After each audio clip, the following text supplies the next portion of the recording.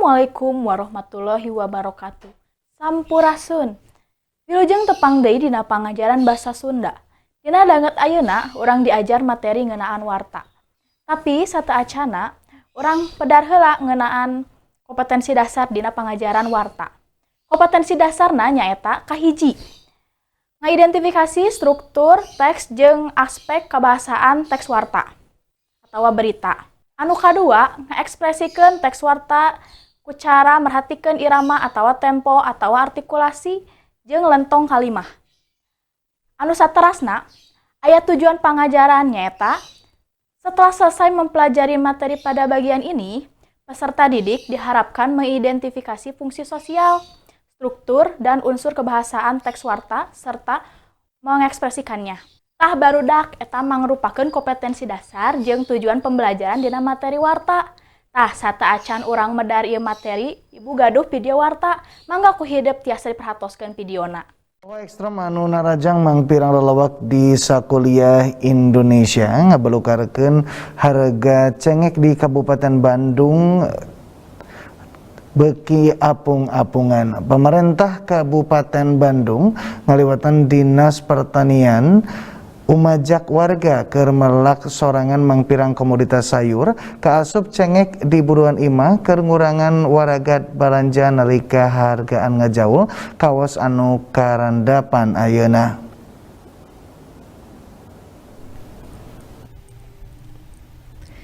Satu tas ngajaulna harga cengek di sajumlahing pasar tradisional di sakuliah Lemah Cai. Harga cengek dina hambalan patani ge beuki apung-apungan. Salah sahijina patani di lelewak Cimenyan, Kabupaten Bandung, anu naekeun harga cengek leuwih ti 100% batan sasari, dumeh ngarandapan gagal panen alatan hawa ekstrem.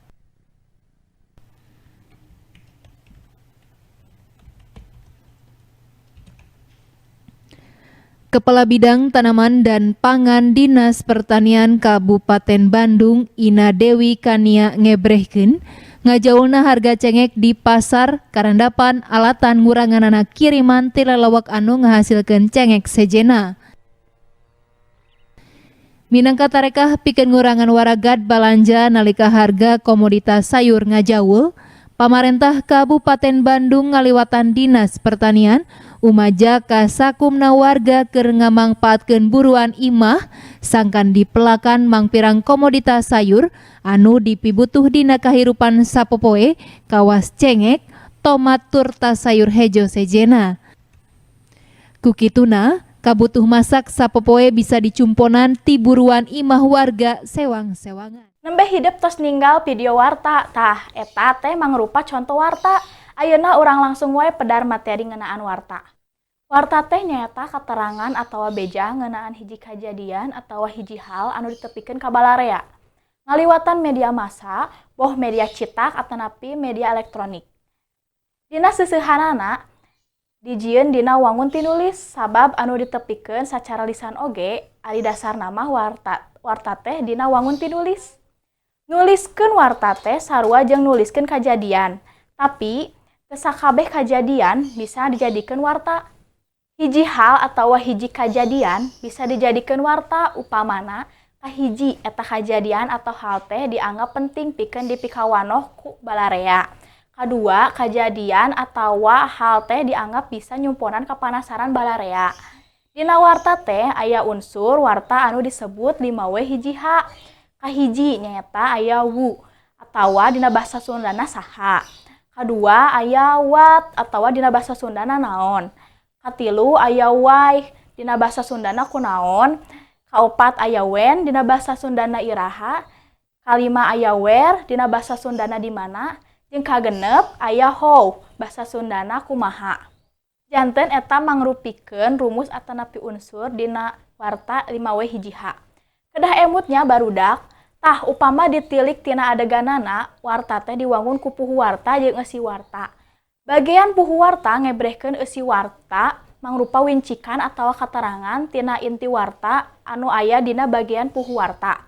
Anu matak upami urang hayang nyaho inti jeung jejer tina hiji warta, baca bae bagian puhu wartana. Puhu warta teh mangrupa paragraf munggaran dina warta. Tah barudak sadayana.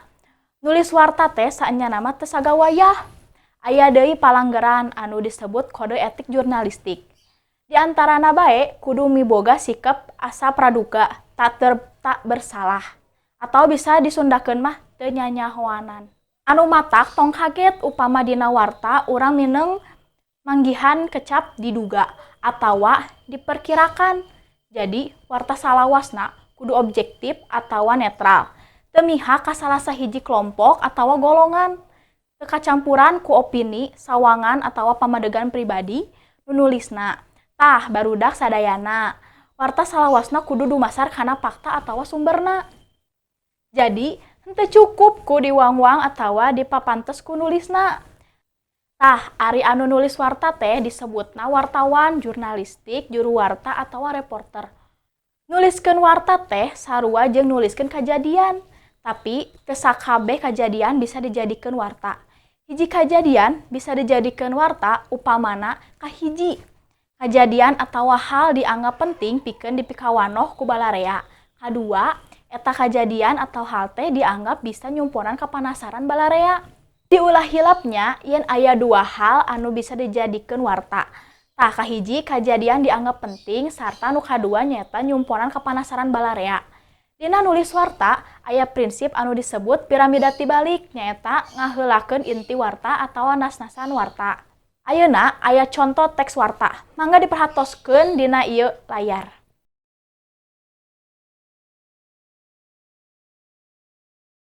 Saatos hidup ninggal teks warta, ayeuna aya pancen. Kahiji, mangga hidup ngadamel kelompok 4 dugi ka 5 urang.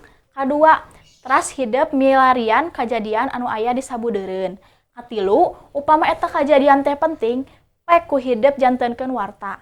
Kaopat, upama tos ngadamel wartana, mangga ngadamel video anu durasina 2 menit. Kalima, eta pancen dikempelkeun mingguan payun. Upama teks warta mangga dikempelkeun langkungan WA. Sedengkeun video mangga diupload kana YouTube. Tuluy linkna dikintunkeun kana WA ibu. Barudak, sakitu wae pedaran dina danget ayeuna. Kada hilapnya pancena kada dikerjakeun. Hatur nuhun sadayana. Wassalamualaikum warahmatullahi wabarakatuh.